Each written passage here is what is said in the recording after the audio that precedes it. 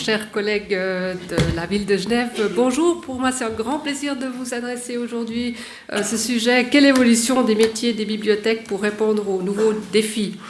Je vais pas vous ménager avant le café, donc je veux aussi que ça soit win-win, donc je vous connais peut-être pas encore bien. Et j'aimerais apprendre aussi quelque chose de vous. De temps en temps, je vous demanderai de faire des exercices pour que je puisse aussi voir, en fait, qu'est-ce que vous connaissez déjà pour ne pas vous bassiner avec des choses qui sont tout à fait connues pour vous, ou pas non plus vous passer au kilomètre par-dessus votre tête s'il y a des choses que vous ne connaissez pas. Les deux choses sont absolument permises et ça dépend de ce que vous faites au quotidien. Des nouveaux défis, ils sont surtout liés à l'arrivée en masse de la lecture et de la publication numérique, ça c'est clair, non seulement dans le monde scientifique, mais aussi dans la lecture de la presse et la lecture grand public. Et pourtant, en fait, et ça, à moins d'un Armageddon, j'espère que l'élection d'hier, c'est pas un Armageddon, je pense que la révolution numérique, elle est en fait devant nous et non pas derrière nous. Mais commençons par les choses qui nous touchent déjà ici et maintenant et que je taxerais plutôt d'évolution et non pas de révolution. Une évolution qui concerne en fait des processus qu'on connaît déjà depuis longtemps et qu'on a simplement porté durant ces 2 dernières décennies sur le numérique. En fait, en bibliothèque, on est des médiateurs. On est un acteur de la chaîne de valorisation des publications, que ce soit des livres, la presse ou le multimédia. Et ce processus dans cette chaîne de publication, celle-là, on la connaît en fait, c'est notre métier depuis très longtemps. Au début, normalement, on a un créateur, c'est un auteur. Normalement, il écrit un livre. Ensuite, il va l'éditer et s'adresse donc à un éditeur. Et une fois que l'ouvrage est édité, il va être diffusé par un diffuseur. Des fois, c'est l'éditeur aussi. Il peut être agrégé aussi par des digests, par exemple, réédité sous une autre forme. En fin de compte, il faut faire un marketing et tout à la fin, on nous le vend. On l'achète, on le collectionne, il est lu, et en fin de compte, il doit être archivé de manière pérenne, comme on l'a entendu avant aussi, la BGE, par exemple, comme la BCU Lausanne, on a des bibliothèques avec un dépôt légal, donc on doit archiver, en tout cas ce qui se publie chez nous. Depuis une vingtaine d'années, ces contenus sont publiés, en fait, aussi de manière électronique, mais en fait, ils ont été publiés ces 2 dernières décennies, en fait, d'après cette chaîne-là. On a simplement porté ça du côté électronique. Cependant, parce que c'est devenu électronique et parce que tout ça se fait en réseau, ça permet aux uns et aux autres de reprendre l'un ou l'autre rôle. Parce que tout à coup, on travaille sur les mêmes outils. Donc, nous, on était une case dans la démarche. Et maintenant, chacun de ces acteurs, en fait, il peut occuper une ou plusieurs cases. Un auteur peut faire de l'auto-édition, par exemple. L'éditeur, il peut se mettre à diffuser, c'est beaucoup plus simplement qu'avant. Au fond, je dois dire, il n'y a que l'archivage pérenne qui n'est pas suffisamment sexy, je pense, pour être convoité tellement par les uns et les autres, parce que ça coûte cher, parce que ça, faut le faire pour très longtemps en plus, et puis parce que normalement, ça ne rapporte pas gros. Hein.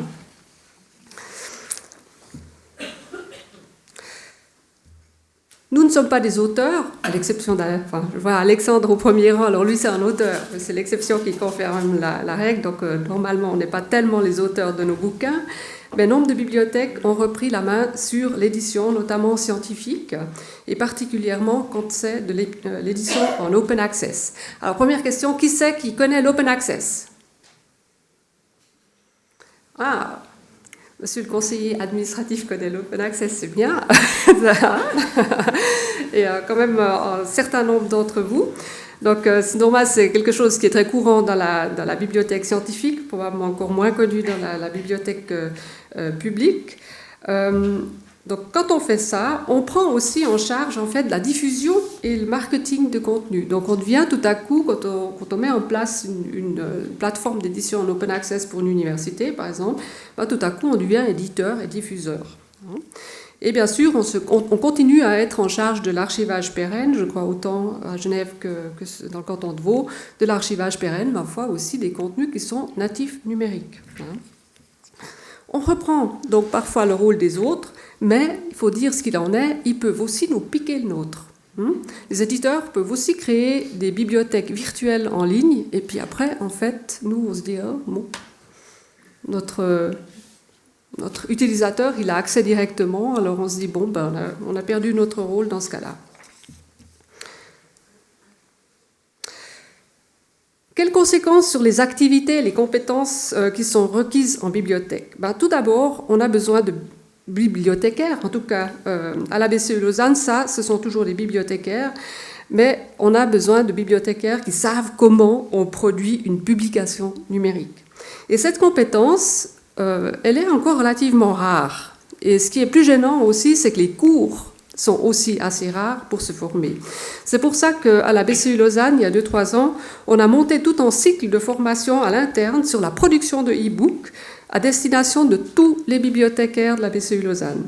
On a monté des cours de théorie sur les formats, les outils de production avec lesquels on fait du e-book, les outils de diffusion, et différents groupes aussi. On a fait des hands-on sessions à la fin, et différents groupes ont produit des e-books en format e-pub. Certains ont même inséré des contenus multimédia qu'ils ont produits eux-mêmes, donc on peut faire de la vidéo, etc. Et on a également ouvert ces formations, ces ateliers de production de e-book à des publics scientifiques pour qu'ils puissent faire cette expérience avec nous. Nous maintenons des plateformes de publication, en fait pas de e-book pour l'instant, parce que l'Université de Lausanne n'a pas répondu, enfin on lui a fait la proposition, mais pour l'instant elle n'avait pas ce besoin. Mais vous connaissez peut-être Scriptorium, notre plateforme de présentation de la presse numérisée et numérique en ligne. Vous voyez là, ça c'est Wigous par exemple. Wigous est produit de manière numérique, donc il dépose des fichiers PDF chez nous, donc ça c'est pas le résultat d'une numérisation. Comme on l'a vu avant, un grand secteur d'activité traditionnel, en fait, c'est la conservation à long terme des contenus. Donc ça, c'est la mission d'Alexandre, vous avez entendu avant. Et donc, dans le numérique, l'archivage pérenne du numérique. Alors, l'archivage du papier, ça, on connaît. Archiver du numérique, aïe, c'est plus compliqué. À l'adresse aussi du politique, c'est plus cher. Je suis désolée. Ça tombe mal. Ah, mais vous voyez le dilemme, ça tombe mal. Mais qui c'est qui veut nos publics, enfin, ils sont aussi complètement dans le numérique. Hein. Donc voilà un dilemme déjà à la base qu'il faut pouvoir résoudre. Hein. C'est une question compliquée, mais ça demande aussi des compétences complètement différentes de celles qu'avaient nos anciens conservateurs. Mon ancienne responsable du dépôt légal, c'était une dame qui connaissait tout sur les codes PAC, sur la conservation du papier. Mon John, qui s'occupe du dépôt légal maintenant, c'est un profil qui fait du glam hackathon, etc. Ce n'est pas du tout les mêmes profils. C'est quand même un profil assez technique et il faut avoir d'excellentes connaissances informatiques pour s'y lancer. Et en même temps, il faut avoir quand même un goût de la formule par écrit. Et ça, il faut dire que ce n'est pas forcément donné aux informaticiens. Hein. Ce n'est pas une critique, mais chacun a son métier. Donc l'informaticien, lui, il code, mais pour lui faire écrire un texte en français à peu près compréhensible, c'est une autre paire de manches. Ça, vraiment, en toute connaissance de cause et avec le plus grand respect pour mes informaticiens aussi, qui sont généreux et brillants. Au départ, pourquoi formulation? Parce que actuellement, c'est des choses qui se mettent en place. Donc, au départ, on va devoir formuler des politiques de collection, des processus. Donc, il faut écrire des choses qui doivent convaincre des gens, justement parce qu'il n'y a pas trop d'argent. Donc, pour obtenir l'argent pour faire ça, eh bien, d'abord, il faudra formuler des choses. Ensuite, il faut être capable de créer, soit nous-mêmes, ou au moins d'accompagner la mise en place des plateformes d'archivage pérennes du numérique qui sont justement relativement complexes. Et finalement, il faut arriver à mettre en œuvre ces politiques, parce que d'écrire des choses, c'est bien, après, dans la mise en œuvre, ça fait toujours mal.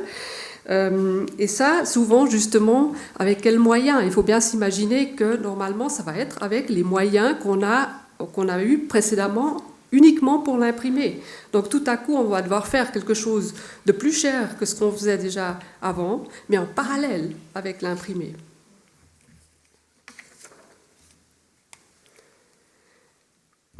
Du point de vue du profil, on ne parle donc pas d'un profil de conservateur classique, on parle d'une personne qui dispose de larges compétences informatiques, moins dans le développement, il n'y a pas besoin d'être le dernier dernier hype Java, mais bien en fait dans les concepts. Il faut pouvoir comprendre les concepts, les modèles, les standards internationaux, et la connaissance, la mise en place et l'automatisation des processus. Je dis toujours, on est la génération en fait qui doit faire l'automatisation des processus. Pourquoi on doit les automatiser? Parce que justement, on doit le faire en principe à budget, en tout cas pour le théâtre de Vaud, souvent en budget zéro. C'est-à-dire qu'il n'y a pas d'argent supplémentaire. Et ça veut dire que d'anciennes tâches doivent pouvoir être rationalisées pour pouvoir porter en fait le temps de travail sur ces nouveaux processus. Donc on automatise tous les processus qu'on peut. Je sais que la HEG, j'avais dit une fois comme ça, on va laisser le travail de singe aux algorithmes. C'est simplement pas possible de payer les deux en parallèle.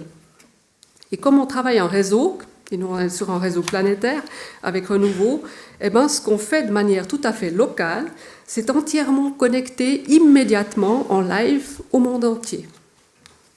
Donc il n'y a pas de local global, tout est lié. Et c'est pourquoi on a besoin de personnes qui sont capables de penser et d'interagir au niveau international, même si c'est en fin de compte pour faire quelque chose de local. Donc mon John, là, qui est en charge du dépôt légal, c'est peut-être une des personnes qui se balade le plus dans les conférences internationales. Et ça signifie évidemment qu'il faut être capable déjà de comprendre, parler et présenter les choses en anglais. Ce n'est pas donné d'office, on sait quelque chose. Pour savoir avec qui travailler, il faut connaître les initiatives européennes, voire américaines, ou même asiatiques. Et je peux vous dire qu'il y a un certain nombre, donc c'est une jungle, toutes ces initiatives. Voilà pour l'évolution de la publication traditionnelle vers la publication numérique. Mais il existe aussi des impacts numériques qui ne sont pas de l'ordre de l'évolution, mais bien de la révolution, parce que ces développements, ils amènent des besoins et des comportements totalement nouveaux de la part de nos utilisateurs et qui représentent donc un enjeu complètement nouveau aussi. Je vais commencer par le Big Data. Qui connaît le Big Data? Elle n'est pas encore arrivée partout, le Big Data. Qu'est-ce que c'est? Ça désigne en fait l'ensemble de données qui deviennent tellement volumineux qu'il est difficile de faire quelque chose avec des outils classiques. Par exemple, avec une gestion de base de données qu'on connaît quand même depuis quelques décennies, ou de gestion de l'information. C'est qu'on génère tous, tout le temps, vous êtes assis dans cette salle, vous avez probablement quand même un téléphone portable, sans le savoir, vous êtes en train de générer des données. Je ne sais pas si c'est enregistré, donc le cas échéant, je génère aussi ma portion de données juste à l'instant qui va être déposée sur un serveur, etc. Donc tous, on génère chaque jour tellement de données sur Internet que nous autres humains, on est dans l'incapacité complète d'organiser, structurer toutes ces données, ce qui était quand même un rêve du bibliothécaire au début du XXe siècle. Hein. C'est encore Paul Hotelet avec son rêve de la bibliothèque universelle. Aujourd'hui, vous êtes un peu mal barre. Parce que seulement les machines peuvent donc continuer d'ordonner, trier, structurer ces données, et ça grâce à des algorithmes. Or, ces données, elles sont stockées quelque part. Et ces machines, elles appartiennent à quelqu'un. À qui? À qui? Qui c'est qui possède des tonnes de données? Vous pensez que c'est qui possède le plus de données au monde? Google. Le plus grand pool, c'est quand même Google, parce que non seulement ils indexent tout, mais en plus, nous, on cherche dedans, et chaque fois qu'on cherche, on leur redonne des tonnes de données. Donc évidemment, les autres côtés cités, Apple, Facebook, etc. aussi. Donc essentiellement, mis à part le CERN qui produit évidemment aussi des pétabytes de données scientifiques, mais par exemple dans tout ce qui est trafic web quotidien, eh bien ces données, elles appartiennent à quelqu'un et toutes ces entreprises que vous avez citées, ce sont des entreprises privées. Donc vous n'avez pas simplement accès à ces pools de données. À la base, on peut croire que ces miettes d'informations, c'est sans valeur, c'est du petit machin là, mais il n'en est rien. Une analyse de ces données, ça révèle des choses incroyablement précises sur nous, sur nos comportements, nos croyances, nos rêves, nos peurs. Et ça, c'est une information qui vaut de l'or. Si vous avez plus de 200 amis sur Facebook, Facebook vous connaît mieux que votre mari ou votre femme. Donc, il faudrait plus interroger Facebook pour savoir que donner comme cadeau prochainement pour un anniversaire. Mieux, grâce à ces très grands ensembles de données, et ça c'est là où ça devient quand même important pour nous en bibliothèque scientifique, eh bien les scientifiques peuvent faire des découvertes qu'ils n'auraient jamais pu faire par d'autres moyens. Et là, c'est justement un aspect absolument déterminant, parce que la publication scientifique est déjà très largement électronique, et donc les grands éditeurs comme Elsevier ou Springer, ils constituent aussi des pools de big data, avec des milliers de titres électroniques qui sont rétronomisés peut-être sur 100 ans, donc c'est un très grand pool de données. Et par exemple, en médecin, il peut, en faisant une recherche sur l'ensemble de ces données, trouver par exemple des symptômes qui décrivent une maladie rare, et ça ne peut être repéré que quand il y a ce type de données. Donc, il est très important pour nos chercheurs, moi je pense que c'est déterminant pour nos chercheurs qu'ils aient accès à ces grands pools de données, parce que sinon, certains types de recherches sont impossibles. Et ça va nous mettre en retard. Or, la Suisse, elle vit gravement sur sa recherche scientifique. Et si c'est important qu'ils accèdent, d'une part, les bibliothèques scientifiques, elles vont pouvoir être en charge de maintenir elles-mêmes des pools de données, d'une part, ou en tout cas d'acquérir les accès à ces pools de données. Et si accès, à nouveau, ce n'est pas seulement l'accès pour les humains, mais aussi pour les machines, donc celles qu'il faut mettre en œuvre pour pouvoir faire ce qu'on appelle du text and data mining, donc miner des données dans le texte et les données. Et voilà donc un nouveau rôle pour les bibliothèques. Une bibliothèque de recherche sera peut-être directement en charge de l'archivage des données. Les humains, ils y accèdent, mais aussi les machines. Et enfin, une bibliothèque scientifique peut être amenée pour des publics à collectionner des méthodes et des outils qui effectuent le text and data mining.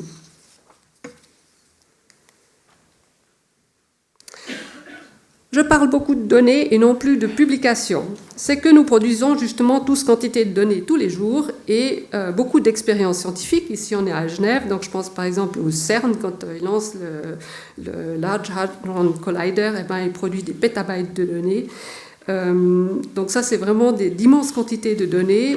Et un des enjeux de la science actuelle, c'est la reproductibilité des expériences. Si, dans une publication scientifique aujourd'hui, vous prétendez que les résultats de votre recherche, ça a été X, Y, Z, on vous demandera de donner accès à vos données primaires. D'autres collègues vont vouloir répéter votre expérience pour voir s'ils trouvent la même chose. Il faut donc conserver ces données primaires. La recherche, dans le cas du CERN, justement, c'est des quantités absolument incroyables. Et il faut pouvoir les réutiliser, ce qui est encore pire. C'est un objet de collection qui est complètement nouveau et pour lequel on a tout à définir. Il sera nécessaire d'abord d'avoir des plans de gestion de ces données. Pour le livre, on sait comment on va le gérer, mais ce type de machin, vous ne savez pas a priori. Qu'est-ce qui doit être conservé? Pour qui? Pourquoi? Combien de temps ça doit être conservé? C'est ce qu'on appelle le Data Life Cycle Management. Pour les livres, on a des standards de métadonnées. On décrit les livres, on fait une notice marque. Mais pour les données primaires, un tel standard, ça n'existe pas. Donc il faut le définir. et vous n'avez pas intérêt à le définir n'importe comment, vous avez intérêt à savoir ce que tous les autres dans le monde font dans ce domaine-là actuellement pour être réutilisable. Vous ne pouvez pas le faire sans communiquer étroitement avec les chercheurs. Vous devrez leur expliquer pourquoi ils doivent vous fournir ces informations, etc., etc. Donc là, je vous ai mis en lien, si c'est nouveau pour vous et que vous pouvez être confronté à ça, sur le site de Liber, vous trouverez un document qui a été élaboré par un de nos groupes de travail avec les 10 recommendations for libraries to get started with research data management. C'est facile, il y a 2 pages comme ça, vous avez les 10 points principaux déjà pour aborder cette question-là. L'open access, je demande la publication, c'est en fait une inversion du flux d'argent dans la publication. Pourquoi est-ce qu'on voudrait que le public ne paye rien pour accéder ? Eh bien, parce que la publication scientifique se fait déjà essentiellement à travers des périodiques électroniques et que l'accès à ces e-journals coûte extrêmement cher. Pour la BCU Lausanne, c'est 2/3 de notre crédit d'investissement chaque année, ce sont des ressources électroniques et non pas du print. Et en général, seulement les humains ont le droit de lire. Pour pouvoir faire du text and data mining, en plus, il faut repayer. C'est dans les licences, c'est comme ça, actuellement. C'est pour ça qu'on bataille au niveau européen pour avoir le droit de faire du text and data mining, en fait, directement, que ce soit un droit qui est acquis pour les chercheurs. Eh bien, de l'avis général, la science serait beaucoup plus efficace et moins chère quand même si tout le monde pouvait accéder à toutes ces publications scientifiques, ce qui n'est pas le cas, vu qu'actuellement elles sont licenciées, donc seules les personnes authentifiées sur les réseaux des universités ont accès. Et c'est pourquoi, au début des années 2000, s'est créé le mouvement Open Access. Le marché des publications scientifiques, il ne faut pas le sous-estimer, il pèse des milliards. Et c'est un immense marché, et c'est une grande bataille donc, de changer, en fait, d'inverser ces flux d'argent, donc de ne plus avoir l'argent pour payer les abonnements, mais de mettre l'argent pour payer les auteurs pour qu'ils puissent publier. Mais environ 15%, entre 15 et 20% des e-journals actuellement déjà sont modèle open access. Créer une science ouverte, c'est un objectif qui est inscrit au Digital Agenda for Europe de la Commission européenne, et ça pour 2020. Donc j'ai vu juste passer avant votre nouveau plan directeur, 2020, c'est avant la fin de votre plan directeur.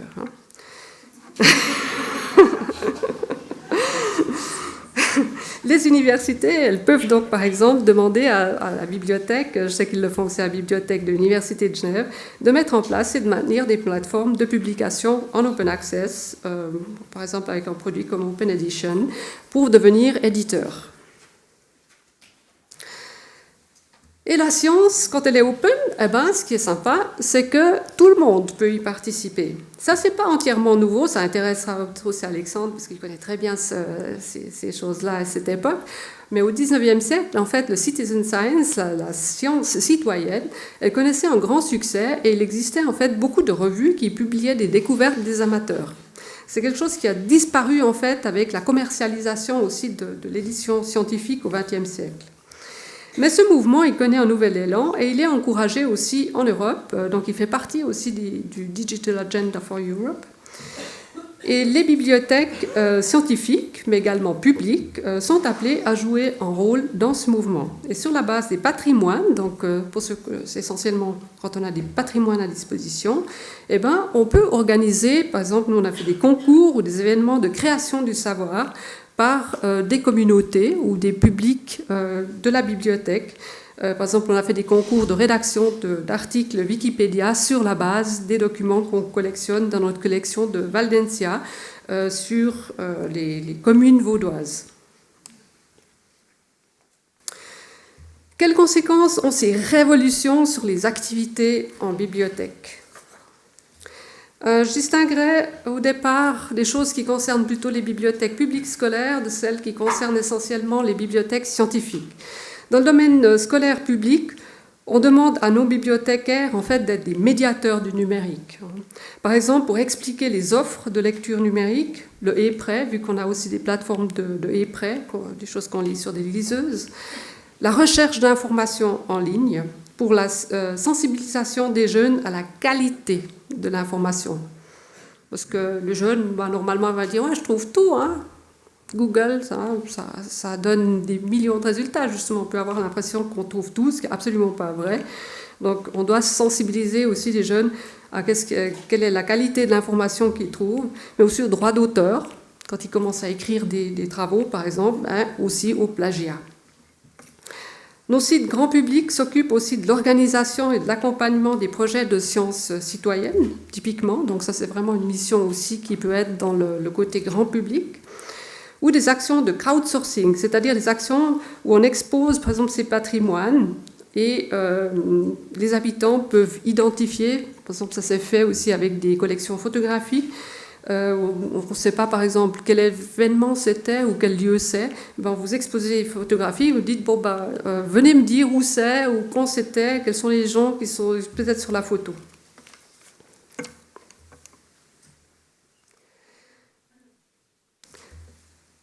Sur nos sites universitaires, par contre, les bibliothécaires doivent actuellement pouvoir thématiser. On est beaucoup dans une phase de thématisation à Lausanne, en tout cas, thématiser les enjeux du big data au sein de la communauté académique. L'année passée, on a fait une enquête, en fait, chaque année, des enquêtes auprès de nos publics, par rapport aux enquêtes qui ont été précédemment présentées. Donc nous, on en fait chaque année. L'année passée, on a enquêté auprès des publics universitaires, en fait, qui c'est qui fait du text and data mining et sur quel pool de données.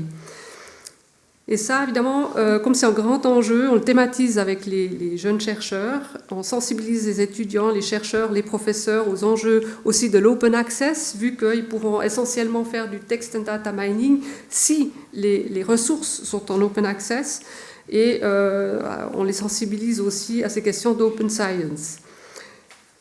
Nos bibliothécaires universitaires, ils doivent savoir formuler des politiques donc on a besoin de profils qui peuvent prendre un peu de hauteur par rapport au travail quotidien. On a très vite le nez dans le guidon en bibliothèque parce que simplement on a des centaines de milliers d'utilisateurs, des millions de transactions chaque année, eh bien on est sous pression. Mais là, pour rationaliser les choses, aussi pour avoir une chance de pouvoir rationaliser ces choses, il faut aussi des gens qui puissent prendre un petit peu de hauteur, se dire qu'est-ce que je peux automatiser par exemple. Parce que l'automatisation, justement, elle est déterminante pour pouvoir être rationnel dans l'investissement de l'argent qui est à disposition. Comme on l'a vu, eh bien, il faut aussi pouvoir créer des métadonnées pour décrire des données primaires de la recherche. Ça, c'est un domaine extrêmement complexe. Et en fin de compte, il faut aussi savoir archiver ces données, ce qui n'est pas trivial, suivant les formats que ces données elles ont. Au guichet, les bibliothécaires doivent pouvoir faire une sorte de médiation technique auprès des différents publics. Et ça, en fait, chez nous, en tout cas, auprès du grand public et du public universitaire. Les bibliothécaires doivent être capables de répondre à des questions pointues qui concernent les algorithmes de recherche de l'information. Comment chercher quelque chose efficacement dans le catalogue Renouveau ? Eh bien, en général, ça se passe très bien et il n'y a pas besoin d'avoir une réponse. Mais si vous ne trouvez pas, il faut quand même savoir que c'est un catalogue qui pioche dans plus d'un milliard de références. Donc, il est utile de connaître les algorithmes sous-jacents. Même chose, évidemment, pour Google. Les bibliothécaires doivent connaître comment fonctionnent les principaux algorithmes de recherche pour orienter l'utilisateur quand il ne trouve pas. Nous, les bibliothèques, on élabore beaucoup de métadonnées, de notices bibliographiques, de notices d'autorité, et par là, on alimente aussi le web sémantique, le web qui est interprétable par les machines. Il nous appartient donc aussi de thématiser les développements du web sémantique auprès de nos publics, pour ceux qui doivent en particulier accompagner des publics scientifiques. Le logo que vous voyez là, eh ben, quelqu'un le connaît ? C'est le troisième plus important algorithme de Google. C'est RankBrain. C'est un programme d'intelligence artificielle qui est en œuvre depuis 2015. Et ça signifie que cet algorithme-là, il apprend par lui-même à faire des connexions sans l'aide de l'intervention humaine. Il traite principalement des requêtes qui n'ont jamais été faites auparavant. Surtout si vous faites des requêtes avec des très longues, si vous mettez une dizaine de mots, par exemple, dans le champ de recherche, vous avez des chances que vous qui n'ayez jamais formulé cette requête, Et pour ceux qui ont fait des probabilités, vous savez que la probabilité de trouver quelque chose qui répond à ça, elle peut être de 1 sur 100 milliards. Et là même, le pool de données de Google risque d'être trop petit pour donner une réponse. Et ça, pour pallier à ça, eh bien, ils ont mis en route cet algorithme de RankBrain, dont le rôle, c'est de comprendre le sens des mots et des expressions pour pouvoir fournir des résultats pertinents. Donc la machine est justement sémantique. Elle va essayer de capter, de comprendre ce que vous êtes en train de lui dire. Cet algorithme, il apprend aussi hors ligne sur toutes les recherches qui ont été faites précédemment dans Google.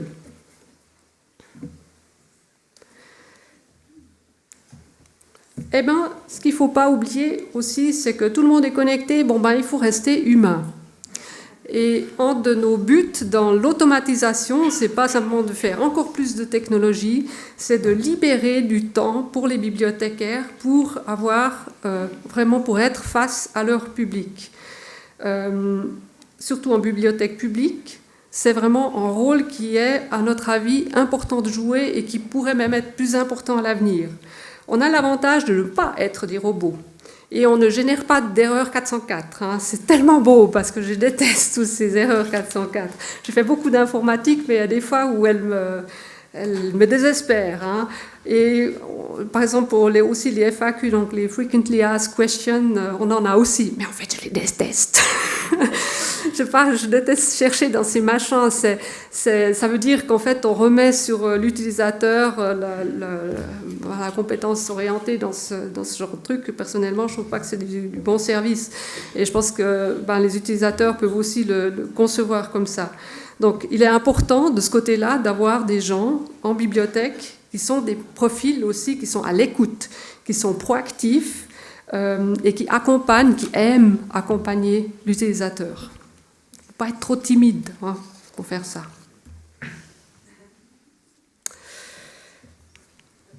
Mais pour gérer la bibliothèque d'aujourd'hui, on a aussi besoin de nouveaux métiers. Ça, il faut le dire, en particulier en bibliothèque universitaire et de recherche, on n'est pas des moutons à 5 pattes qui pondent des œufs, etc. Il y a des limites au profil qu'on peut exiger de la part d'une seule et même personne.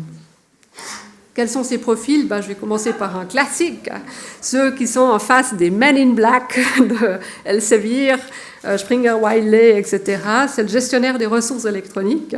Je pense qu'il y en a déjà un certain nombre à Genève aussi. Il doit connaître le marché, évidemment, de ces ressources électroniques, un marché qui est explosif et qui souvent de quasi-monopolistes. Donc, on est en face des grands éditeurs planétaires. Donc, on doit être bon tacticien, on doit être bon négociateur pour négocier ces licences.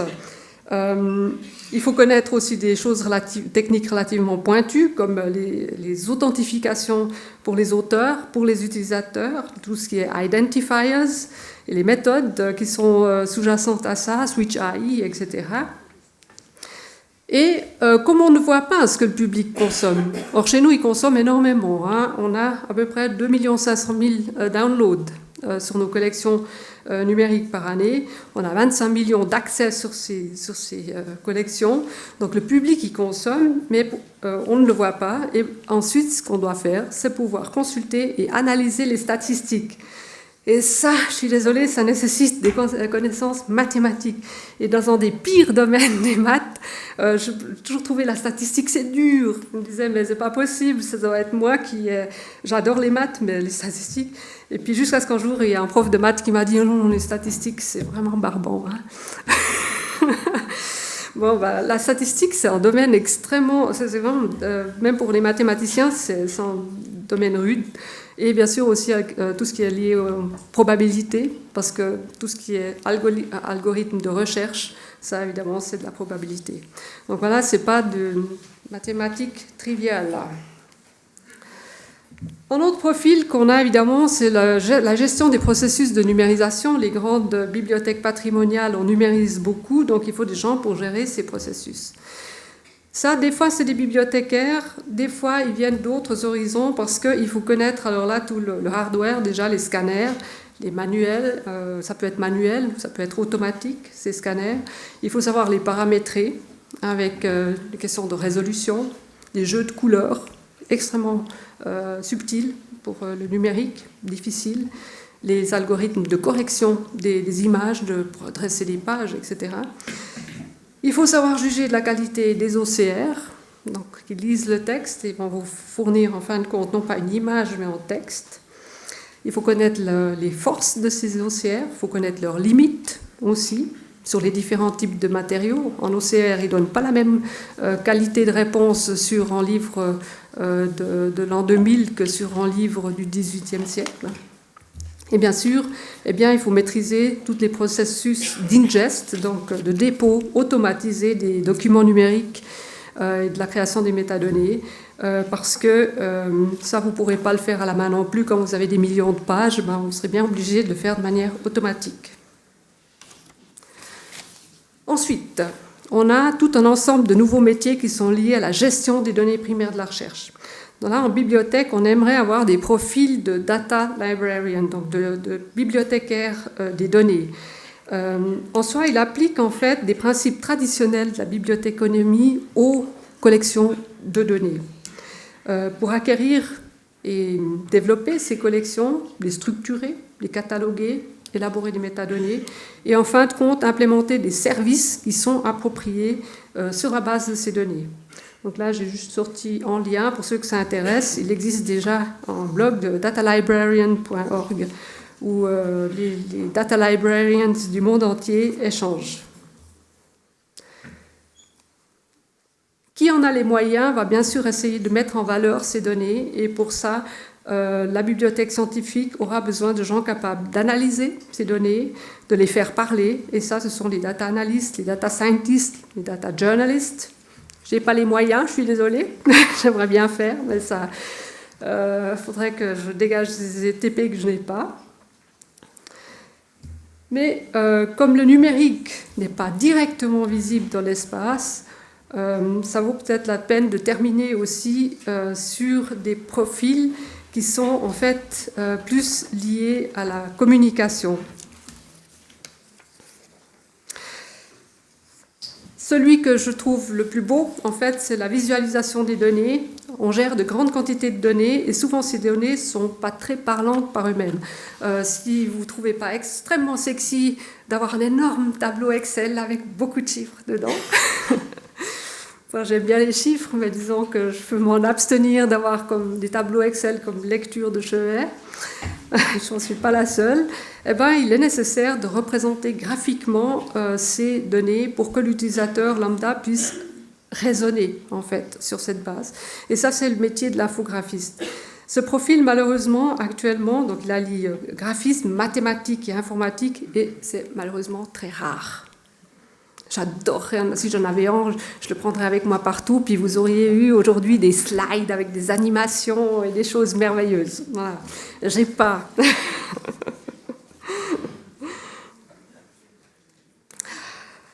Peut-être plus connu, je pense que peut-être l'une ou l'autre bibliothèque à Genève a ce profil-là déjà, c'est le Community Manager. Donc là, c'est une personne chez nous qui gère autant le site web que tout ce qui est lié à notre site web, donc tout ce qui est réseaux sociaux.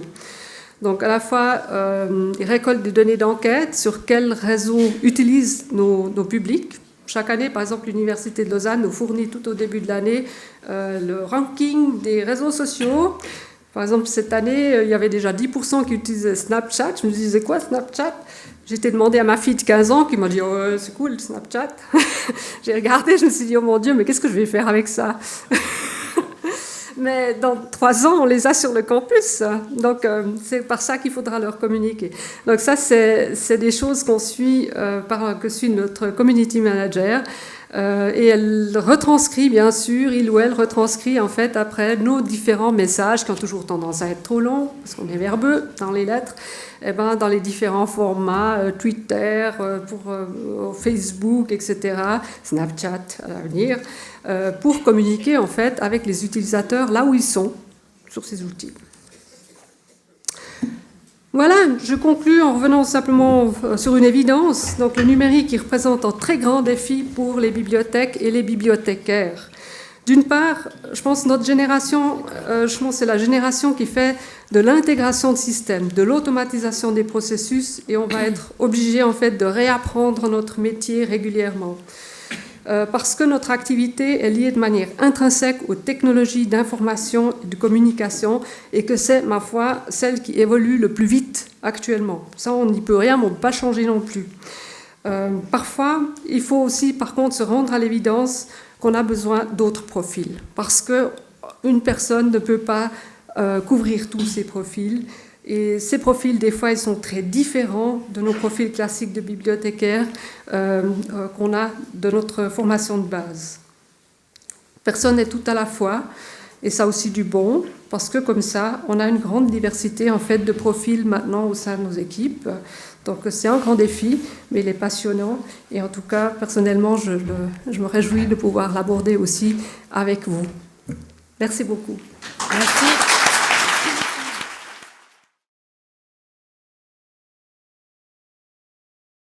Jean-Philippe Schmitt de la Bibliothèque de Genève, merci beaucoup pour cet exposé qui nous fait voir des domaines qui nous concernent plus ou moins selon les bibliothèques dans lesquelles on travaille.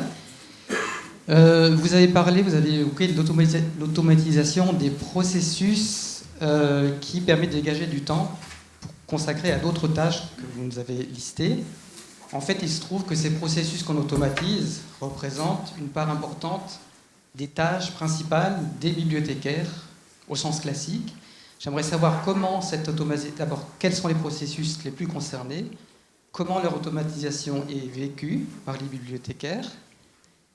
Et ensuite aussi, une deuxième question, c'est est-ce que, parce que c'est difficile à percevoir parfois en interne, comment les bibliothécaires ou les personnels de manière générale en place perçoivent l'importance et la place du numérique, parce que les millions de transactions qui ont lieu, effectivement, comme vous l'avez dit, on ne les voit pas.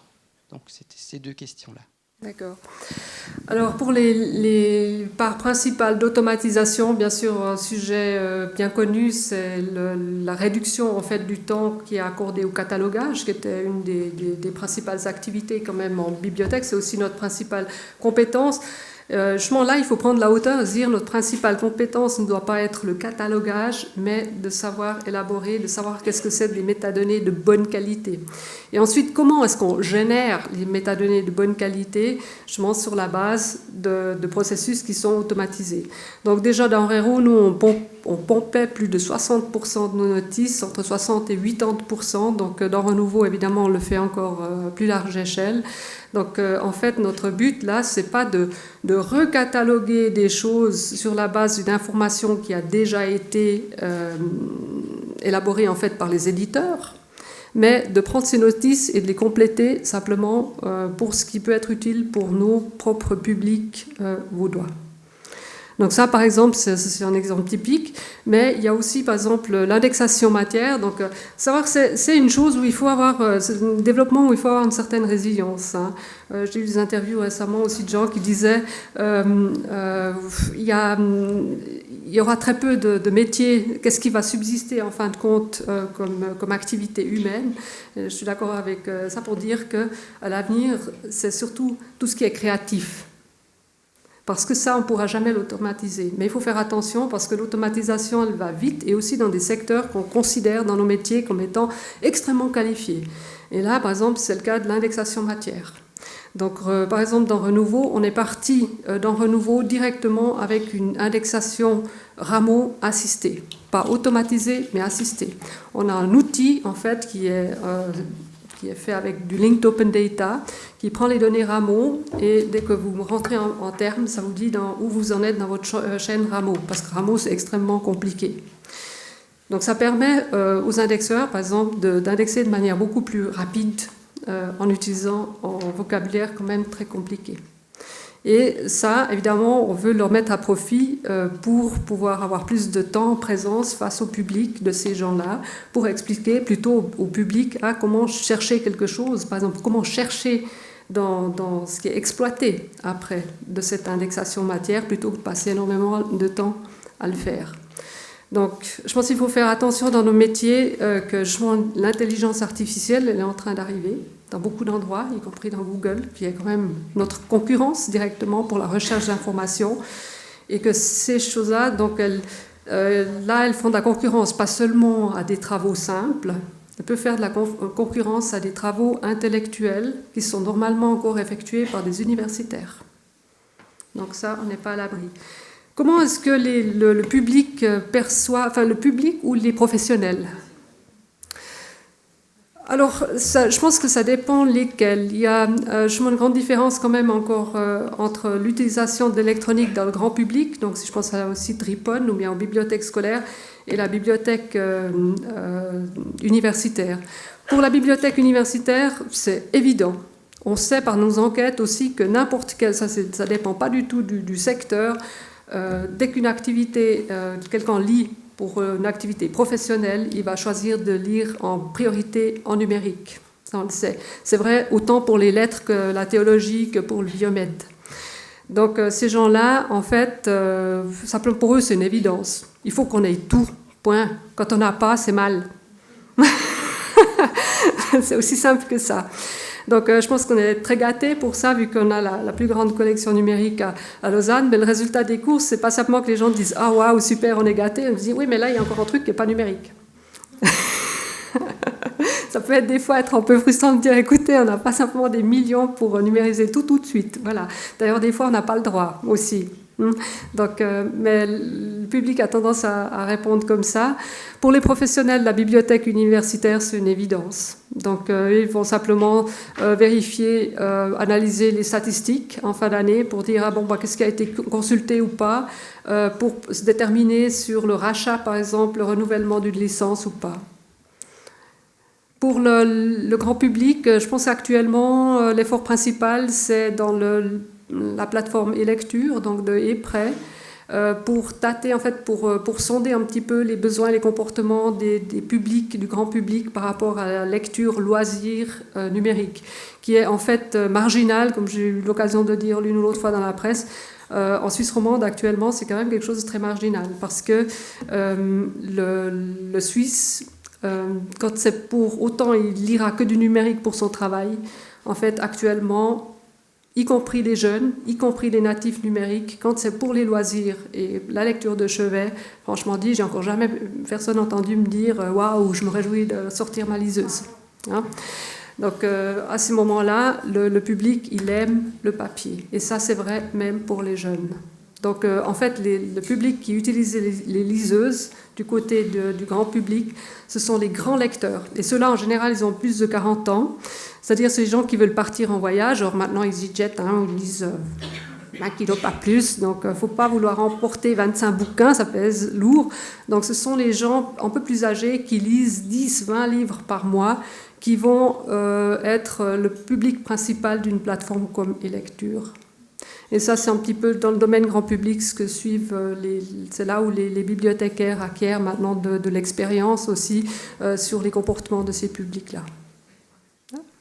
Est-ce que vous ne pensez pas qu'il y a aussi, en plus des compétences créatives, des compétences dans le domaine du numérique, des compétences sociales à développer encore plus chez les bibliothécaires? J'ai lu un mémoire d'étudiants bibliothécaires au Canada qui pensent il existe aussi une fracture numérique. On parle de fracture sociale, mais il y a des gens qui n'ont pas les connaissances pour accéder, pour avoir les outils suffisants pour Internet, pour pouvoir évoluer dans la société très développée dans laquelle les jeunes vivent. On parle beaucoup des jeunes, mais il y a aussi beaucoup de populations vieillissantes qui, en tout cas au Canada, c'était une des pistes évoquées, qui pourraient aller dans les bibliothèques pour que les bibliothécaires puissent leur donner des outils. Alors justement, c'est pour ça que d'avoir ces compétences sociales, en tout cas au recrutement, chez nous, c'est très important. Donc on regarde si les gens ont suffisamment de compétences sociales. Parce que dans l'ensemble, quand même, on a beaucoup de gens à la VCU, on a 250 personnes, mais il faut savoir que 20% du temps de travail de toutes ces personnes, en moyenne, c'est au guichet. Donc, c'est pas du tout, chez nous, être bibliothécaire, c'est pas ceux qui sont cachés derrière les piles de livres, à plus. Donc, il y a un moment donné, c'est important d'être en face de son public évidemment, pour réduire, dans tous les cas de figure qui peuvent se présenter, cette fracture numérique. Je pense que aussi pour une bibliothèque cantonale et universitaire, eh bien, on s'adresse à tous les Vaudois, et bon, tout le monde qui vient, hein, il n'y a pas besoin d'être Vaudois pour être lecteur à la BCU. Eh bien, n'importe qui, même s'il ne connaît rien du tout au numérique, il doit pouvoir être renseigné. Donc on a aussi des moments, par exemple à Ripon, qui est le site grand public, où tous les lundis, sur midi, les bibliothécaires sont là et ils donnent des cours ou bien ils donnent des formations à toute personne qui a des questions, comment utiliser une liste, n'importe quel genre de questions. Donc on les accompagne, ça c'est très important de le faire certainement quand on est dans le côté grand public, parce que même si c'est un pourcentage de plus en plus petit, eh bien il faut, évidemment c'est notre mission que tout le monde ait accès, parce que tout le monde paye les impôts.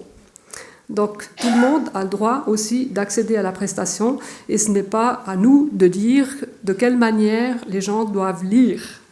Donc ils ont le droit de continuer à lire sur le papier autant longtemps qu'ils veulent. Ils ont le droit de lire aussi sur électronique quand ils le désirent.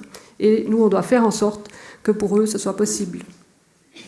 Merci pour ce bel exposé de synthèse de ce qu'on vit actuellement. Mais je me demandais, en fait, pour la mise en œuvre de tout ça, est-ce que notre gros problème aujourd'hui, c'est pas cette fracture qui continue à exister entre nos bibliothèques et le monde académique?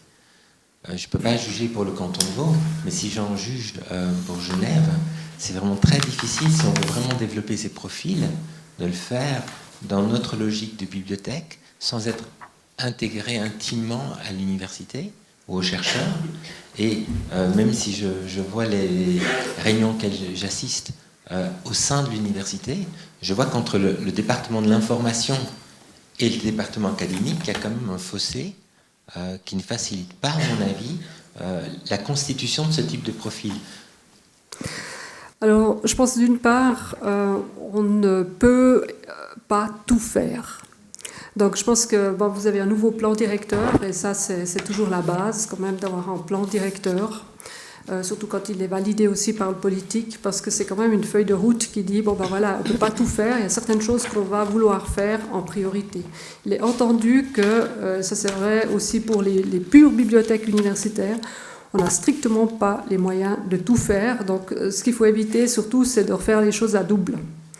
Donc c'est vrai que pour tout ce qui est Research Data Management, il faut être très proche des chercheurs. C'est une évidence, on l'a vu aussi par exemple il y a 10 ans quand on a mis en place le Serval, le serveur institutionnel.